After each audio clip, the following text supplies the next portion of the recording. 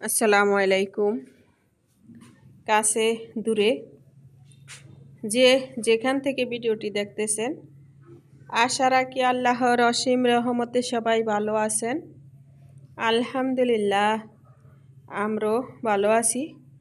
এই তো নতুন দিনে নতুন আরও একটা ভিডিও নিয়ে হাজির হয়ে গেলাম আপনাদের মাঝে। আজকের ভিডিওটা সকাল থেকে শুরু করেছি। সকালে ঘুম থেকে উঠে চুলাগুলা পরিষ্কার করে নিতেছি।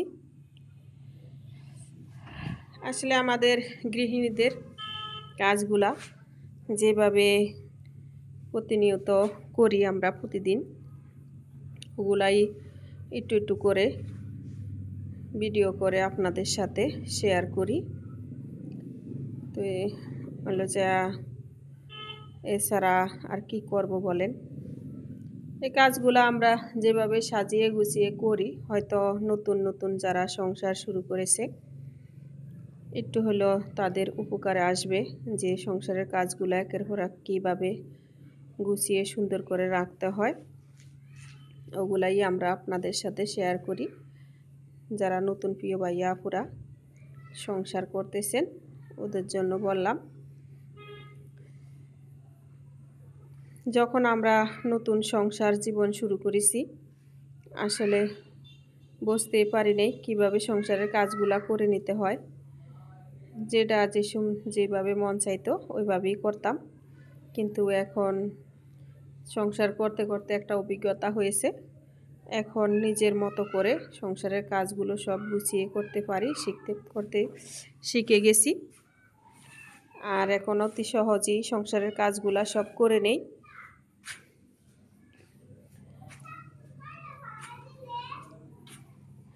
আর এই তো সকালের কাজগুলা সব শেষ করেছি। সকালে নাস্তা অফ ক্যামেরায় নাস্তা তৈরি করে বাচ্চাদের খাইয়ে দিয়েছিলাম। কেউ স্কুলে গেছে, কলেজে গেছে।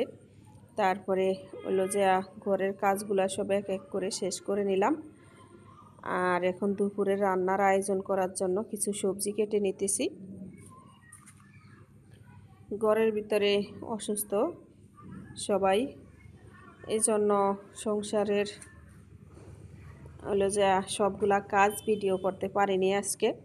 আমার আব্বাও অনেক অসুস্থ, আসলে আমার মা নাই, এই জন্য আমার আব্বা বেশিরভাগ সময়টা আমার কাছেই থাকে। আর আমার পাঁচটা ভাই, আমি একটা বোন। তো দেখবেন বাবা মা এখনকার বর্তমান যুগে বাবা মা বেশি মেয়েদের কাছেই মনে হয় শান্তি পায়। আমার বাবাও থাকে, গ্রামের বাড়িতেও যায় থাকে, তারপর আমার কাছেও থাকে, একটু আমার কাছে বেশি থাকা পড়ে। আর আমার বাবা মার যেহেতু আমি একটা মেয়ে, এই জন্য আমার জন্য বেশি ওদের দয়া মায়া বেশি।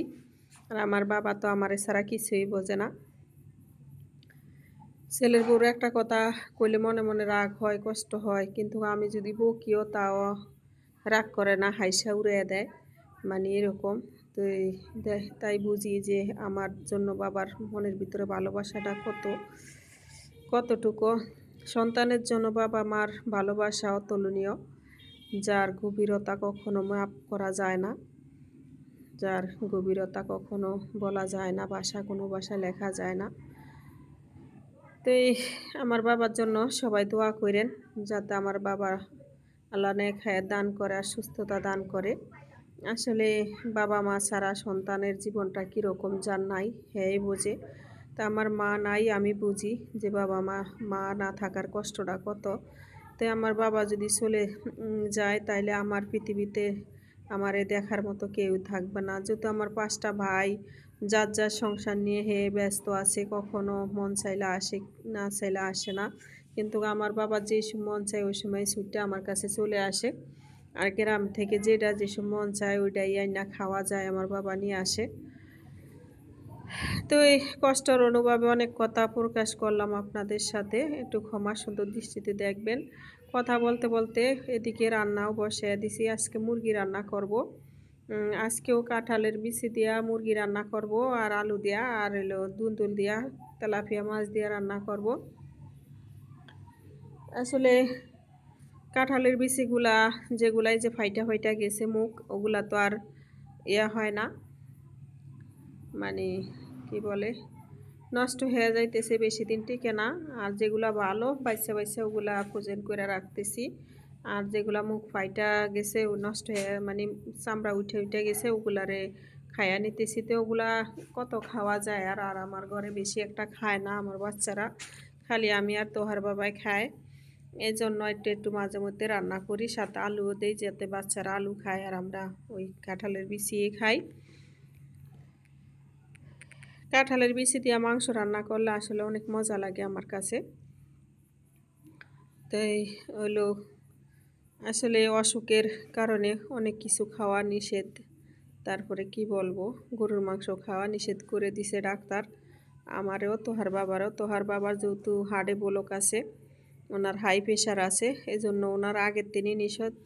আর আমার তো গ্যাস্ট্রিক আলসার, এই জন্য এবার আমাকে আর কখনো না করে না, এবার গেছি আরই আমারে না করলো ডাক্তার যে তুমি ইয়ে খায়ও না, গরুর মাংস, শাক আর হলো যে দুধ, এই তিনটা জিনিস খাওয়া নিষেধ। তো কি আর খাইবো, মানুষ যখন খাওয়ার দিন আসে, বয়স আসে, দেখবেন তখনই খাওয়া দাওয়া বন্ধ হয়ে যায় ডাক্তারের নিয়ম অনুযায়ী।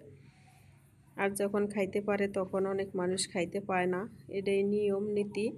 তো আলহামদুলিল্লাহ, আল্লাহর কাছে শুক্রিয়া, ছোটোবেলার থেকে এখনও কোনো দিন অভাব চোখে দেখি নাই।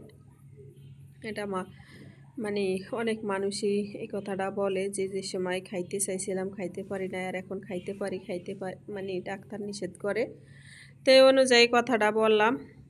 আসলে অভাবের ভিতরে মানুষ হই নাই কখনো, বাবা মার আর্থিক অবস্থা অনেক ভালো ছিল, তারপরে স্বামীর সংসারে এসেও কখনো অভাব দেখি নাই।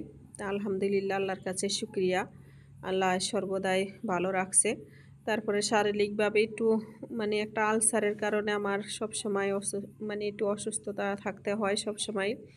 এটা আমার নিজের কারণে নিজের থাকতে হয়, কারণ আমি হলো বেছে খাই না, ডাক্তার যেগুলা বাইসা বাইসা খাইতে বলে যে নিয়মে, আসলে আমি অলসতা করে নিজের জন্য কিছুই করি না। সবার জন্য যেটা রান্না করি ওটাই খেয়ে নিয়ে, একলা মানুষের জন্য অলস লাগে রান্না করতে আলাদা করে।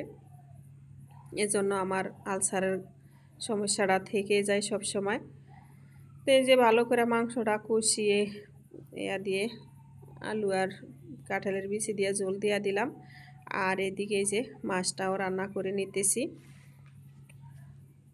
মাছের তরকারিটাও কষায় নিতেছি। জানি না কোন কোন ভাইয়া পুরা দেখতেছেন, দেখবেন ভিডিওটা, তো প্লিজ একটা লাইক দিয়েন মনে কইরা।